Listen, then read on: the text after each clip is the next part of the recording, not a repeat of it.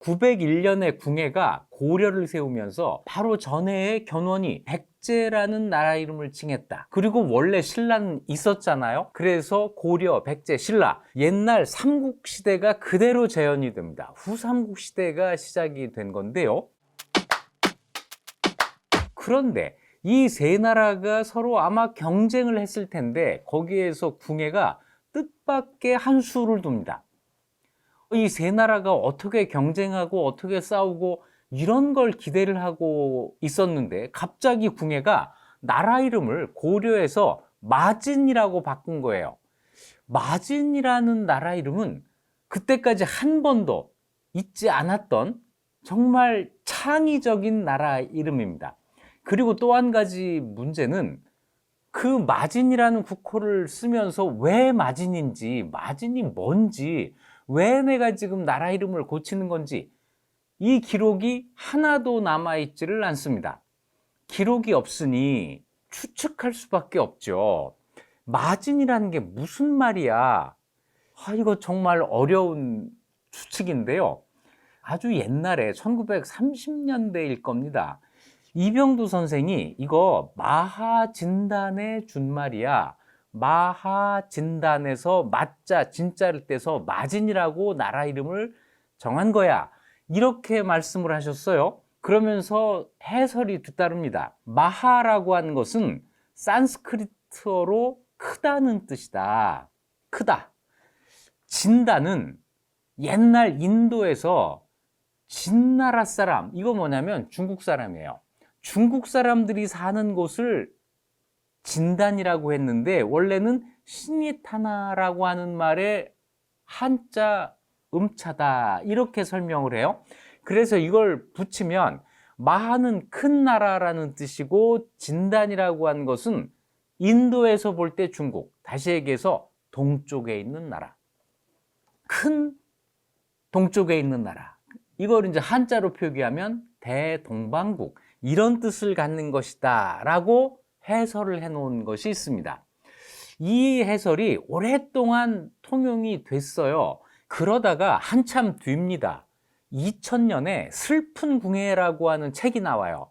이 책의 저자 이재범 교수는 이 마진이 마하진단이 아니라 만이진단의 줄임말이다. 그러면서 이 만이라고 하는 게 뭐냐면 불교에서 여의주 또는 보주 이런 걸 뜻한다는 거예요. 그래서 이 여의주는 무엇을 하는 역할을 하느냐? 혼탁한 말법 세계를 정화한다는 의미를 갖는 것이다. 따라서 만이진단이라고 하는 것은 만이의 힘으로 정화된 동방세계, 이런 걸 뜻한다고 또 다른 해석을 했습니다. 대동방국이냐 아니면 만이의 힘으로 정화된 동방국이냐, 어느 것이 맞을지는 아무도 모릅니다. 궁예 자신이 왜 내가 마진이라는 나라 이름을 썼는지를 이야기하지 않았기 때문에 이런 해석이 뒤따르고 있을 뿐이죠. 저도 둘 중에 어느 것이 옳다고 판단하기는 어려운데요. 두 개의 해석이 있다. 이 진단이라고 하는 것이 동방국, 동쪽에 있는 나라라고 하는 것은 분명하다. 요 정도 하고 넘어가야 될 것 같습니다. 자, 동시에 연호를 사용을 했어요. 국호를 마진이라고 하면서 연호를 무태라고 썼는데 연호를 사용한 것 자체가 아주 새로운 일이죠. 우리가 황제는 연호를 쓴다, 이걸 알고 있는데 꼭 황제가 아니어도 연호를 쓰는 경우가 있었습니다. 예를 들어서 광개토대왕이 영락이라고 하는 연호를 사용했어요. 광개토대왕은 호태왕 이런 식으로는 불렀지만 황제라는 말은 안 썼거든요. 그런데도 영락이라는 연호를 썼습니다. 그 이후에 고구려에서 연호를 썼을 가능성이 있는데 지금까지 확인된 연호는 없습니다. 하지만 사용했을 가능성은 있다, 이 정도로 보고 있습니다. 백제는 연호가 확인되지를 않아요. 반면에 신라에서는 법흥왕 때 건원이라는 연호를 썼고 진흥왕은 개국이라는 연호를 썼고 또 태창, 홍제 이런 연호도 썼습니다. 진평왕은 건복, 선덕여왕은 인평, 진덕여왕은 태화, 이런 연호를 썼는데 신라는 연호를 이렇게 쓰다가 그만 썼다고 하는 것까지 분명합니다. 진덕왕 4년, 그러니까 진덕여왕 4년, 서기 650년에 독자 연호를 그만 쓰기로 하고 당나라 연호를 쓰기로 했다고 되어 있습니다. 그러니까 신라는 삼국 통일 이전에 독자 연호를 쓰다가 통일한 이후에는 연호를 안 쓴 거예요. 신라는 한동안 연호를 쓰지 않았다. 이게 분명하고, 발해의 경우에는 발해를 세운 고왕, 대조영의 연호는 확인되지 않지만 2대 국왕부터는 계속 연호를 사용을 했습니다. 발해도 황제라고 칭하지는 않았지만 연호는 썼습니다.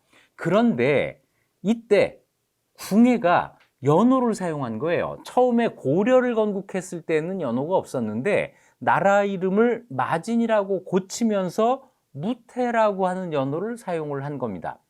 왜 그랬을까 하는 것도 궁예가 스스로 말한 것이 없어서 추측을 할 수밖에 없습니다.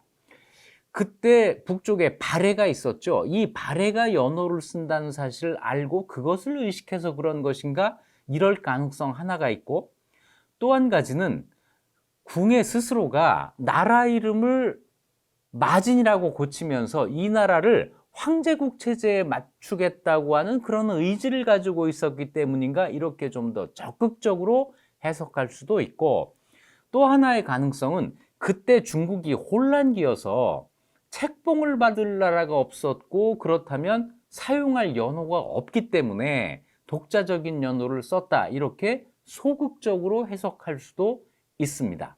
자, 여러 가지 가능성이 있는데 이 가운데 어느 것이 맞다라고 확답을 찾기는 어려운 상황입니다. 무태, 이것도 어떤 의미인지 밝혀져 있는 기록이 없습니다. 그래서 역시 또 추측을 하는데, 옛날에 한 무제가 태산에서 연호를 고치고 그래서 원봉이라는 연호를 썼다는 고사가 있습니다.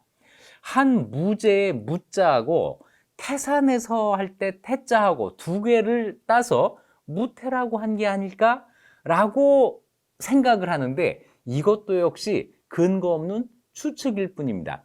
이렇게 궁예가 한 일에 대해서는 다 추측을 할 수밖에 없는 게 스스로 남겨놓은 기록이 없어서 그래요. 내가 왜 나라 이름을 고려라고 했는지, 내가 왜 나라 이름을 마진이라고 고쳤는지, 연호를 왜 무태라고 했는지 하는 이런 기록을 전혀 남겨놓지를 않고 있는 거죠. 궁예에 대한 연구가 어려운 이유가 바로 여기에 있습니다. 자기 스스로 남긴 기록이 없다. 여러분도 혹시 나중에 나에 대해서 누군가가 연구를 할지 모르잖아요. 내 기록을 많이 남겨두세요. 내 기록을 남기는 가장 확실한 방법은 일기를 쓰는 거고, 일기가 안 되면 수첩이라도 메모라도 많이 남겨 놓으시면 뒷사람이 나에 대해서 좀 더 정확하게 알 수가 있을 겁니다. 일기를 씁시다. 난데없는 결론으로 나갔네요. 그러면서 궁예가 한 일이 또 있습니다. 국호를 마진, 연호를 무태, 이렇게 고치면서 또 한 가지 중요한 일을 합니다. 정치 제도를 만드는데요, 광평성이라고 하는 것을 설치하고 그 아래에 병부, 대령부, 수춘부, 봉빈부, 이런 관청들을 쭉 만드는 거예요. 중앙정치제도를 정비했다, 이렇게 이야기할 수 있고, 그 내용이 지금 삼국사기 궁예열전에 그대로 나와 있습니다.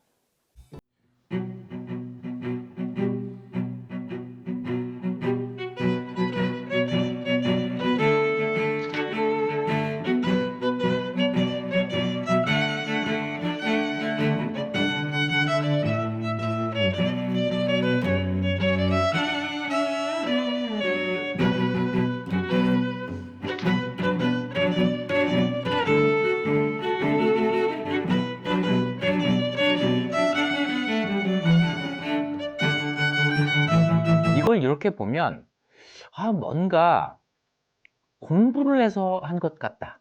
여기 무슨 성, 무슨 부 이런 거는 당나라 제도에 대한 이해가 있을 때 가능한 거예요. 물론 발해도 삼성육부를 만들잖아요. 이때 성이라든지 육부할 때 부 이런 것은 황제가 갖는 정치 제도입니다. 이걸 발해도 그대로 갖다 썼고 궁에도 마진해서 그런 국호를 쓴 거예요. 그런데 당나라 제도를 받아들이면서도 그 이름을 보면 당나라에는 없었던, 당나라뿐 아니라 지금까지 존재하지 않았던 이름이 등장합니다. 광평성이라고 하는 게 대표적으로 그래요. 궁의 마진의 가장 최고의 관청인데 광평성이라고 하는 요 이름은 지금까지 있어 본 적이 없습니다. 광평이라고 하는 거는 널리 의논한다는 뜻이에요. 그냥 이런 이름을 살려서 독창적으로 그 기구의 이름을 지은 거죠. 독자적인 장명이다라는 거죠. 당나라 제도를 받아들이지만 그 이름은 독창적으로 짓는다. 이렇게 된 건데요. 그러면서도 다소 무질서한 모습이 보입니다. 당나라 제도에 따르면 가장 위에 성이 있고 그 아래 육부가 있고 그 아래 시, 감, 서, 국 이런 것들이 쭉 아래로 딸리면서 일정한 체계를 갖추게 되거든요. 그런데 궁의 이 제도를 보면 광평성이 있고 그 아래 부가 있는데 그 아래 또 성이 또 나와요. 이거는 시감에 해당하는 것들이 궁의 관제에서는 성이 되고 또 아주 일선의 말단 기구에 또 부, 성 이런 이름을 또 씁니다. 뭔가 이론적인 체계를 갖추고 있지 않다는 느낌이 강하게 들어요. 중요한 것은 독자적인 정치 기구를 만들었다는 것인데 그것이 그렇게 체계화되어 있지 않다. 이런 느낌이 든다는 거죠. 그리고 이것이 궁에 이어서 왕건이 고려를 건국했을 때 고려 초기의 관제로 이어진다고 하는 점에서 역사적인 의미를 갖게 됩니다. 자, 다소 부족한 정치 제도지만 궁예가 그것을 만들었다고 하는 점에 일단 중요한 의미가 있다. 이렇게 평가할 수가 있겠습니다. 이 904년은 궁예에게 굉장히 중요한 해예요. 나라 이름 정하고 연호 정하고 정치 제도 만들고 또 있습니다. 같은 해에 청주 사람 천호예요. 그러니까 한 호당 몇 명이 될지는 모르겠지만 한 집당 뭐 4명, 5명 잡으면 천호면 4,000명, 5,000명이 되는데요. 청주에 사는 사람 4, 5천 명을 철원성으로 옮기게 해서 거기를 서울로 삼았다. 이런 기록이 또 나옵니다. 서울로 삼았다고 하는 것이 뒤에 보면 수도를 삼았다는 것과 조금 다른 뉘앙스예요. 왜냐하면 그 다음에 철원으로 수도를 옮겼다는 말이 나오거든요. 그러니까 이때까지는 아직 송악이 수도였는데 철원을 경으로 삼았다는 얘기입니다. 그래서 철원경이라고 하는 새로운 도시를 만드는데 이 도시를 만들면서 청주 사람 천호 아마 4, 5천 명을 그리로 옮기게 했다는 겁니다. 이 사람들은 무슨 일을 한 걸까요? 두 가지 해석이 있습니다. 하나는 이 경을 만드는데 하나의 도시를 만들려면 일이 많잖아요. 그래서 이 도시를 만드는 노동력을 청주에서 징발한 것이다 라고 하는 설명 한 가지가 있고 또 한 가지는 청주에서 궁예를 지지하는 사람들을 옮겨서 새롭게 만드는 신도시의 주민을 삼았다라고 하는 이런 해석이 있습니다. 자, 어쨌거나 자기 본래 본거지였던 철원으로 돌아갈 준비를 한 거예요. 철원경이라고 하는 게 만들어지고 신도시가 만들어지고 이런 거죠. 그러면서 그때 상주, 이 상주는 훨씬 더 남쪽에 있는 도시입니다. 경상도 상주니까 신라 수도 경주에서 가까운 곳인데 여기 30주현을 정벌해서 여기를 차지했다라는 기록이 있습니다. 모두 904년에 있었던 일이에요. 그리고 그 해에 공주장군 홍기라는 사람이 와서 항복했다, 이런 기록이 나옵니다. 상주와 공주 두 지역을 궁예가 차지하게 되는데, 이 두 도시는 다 견훤과 관계가 있어요. 상주는 견훤의 고향입니다.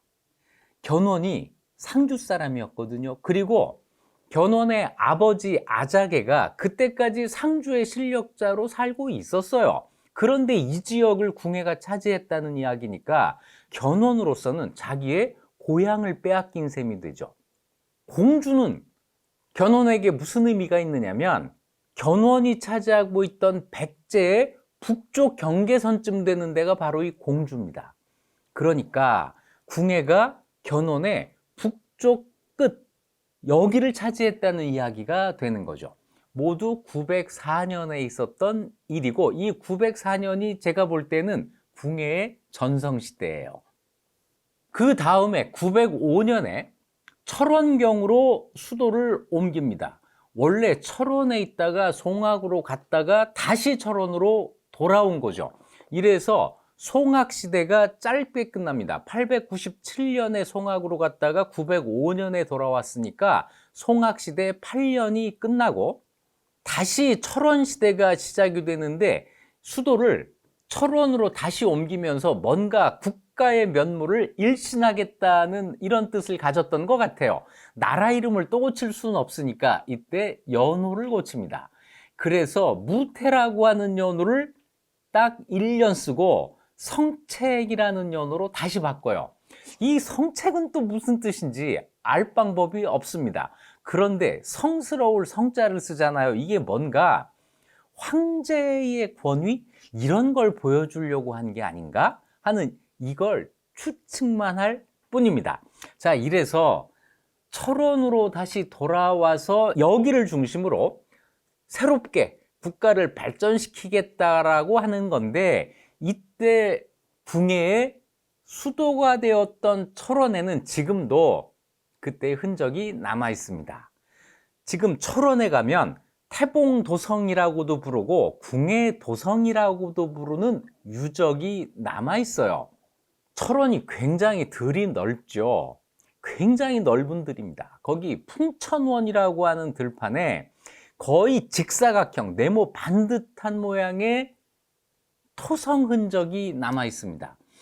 그 규모가요, 외성 둘레가 12.5km, 내성 둘레가 7.7km 정도 되는 이런 사진 모양의 토성 흔적입니다. 지금 못 들어가요. 여기가 비무장지대입니다.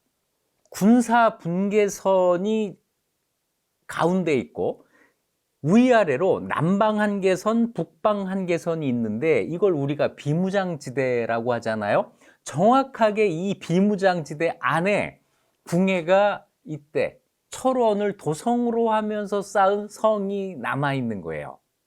비무장지대에 있기 때문에 출입도 안 되고 발굴도 안 됩니다. 오히려 그래서 훼손되지 않고 잘 남아있을 수도 있어요. 남북한이 협력해서 여기 빨리 발굴했으면 좋겠습니다. 궁예 도성을 발굴했으면 좋겠는데, 아마 전쟁을 하면서 지뢰를 많이 묻어놨을 것 같아요. 그래서 그거 다 제거하고 여기 발굴하면 정말 좋겠다 하는 생각이 있습니다. 자, 이렇게 해서 철원으로 환도한 다음에 점점 더 영토를 확장합니다.